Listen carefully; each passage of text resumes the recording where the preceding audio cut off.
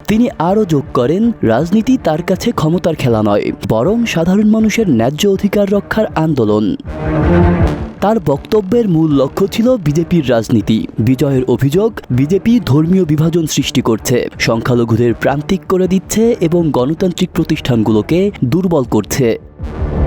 তিনি দাবি করেন, এই পরিস্থিতি যদি চলতে থাকে তবে ভারত তার বহুবাদী চরিত্র হারাবে, তাই এখনই জনগণকে ঐক্যবদ্ধ হয়ে প্রতিরোধ গড়ে তুলতে হবে। রাজনৈতিক বিশ্লেষকরা বলছেন, তামিলনাড়ুতে বিজেপির প্রভাব সীমিত হলেও কেন্দ্রীয় রাজনীতিতে তাদের আগ্রাসী ভূমিকা দক্ষিণ ভারতের জনগণের মধ্যে অসন্তোষ বাড়াচ্ছে। এ সময়ে বিজয়ের মতো জনপ্রিয় তারকার মাঠে নামা বিজেপির জন্য ভয়ঙ্কর চ্যালেঞ্জ হয়ে দাঁড়াতে পারে।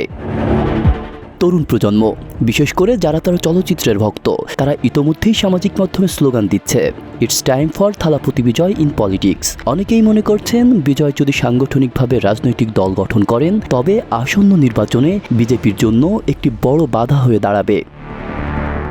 বিশেষজ্ঞদের মতে বিজয়ের সামনে দুটি বড় চ্যালেঞ্জ রয়েছে। প্রথমত, সিনেমার জনপ্রিয়তাকে কতটা কার্যকর রাজনৈতিক সমর্থনে রূপান্তর করা যায়। দ্বিতীয়ত, রাজনীতিতে প্রবেশের পর প্রাতিষ্ঠানিক কাঠামো গড়ে তোলা। তবে তার বিরাট জনভিত্তি ও ক্যারিশমা ইতোমধ্যেই তাকে অন্যদের থেকে অনেক এগিয়ে দিয়েছে।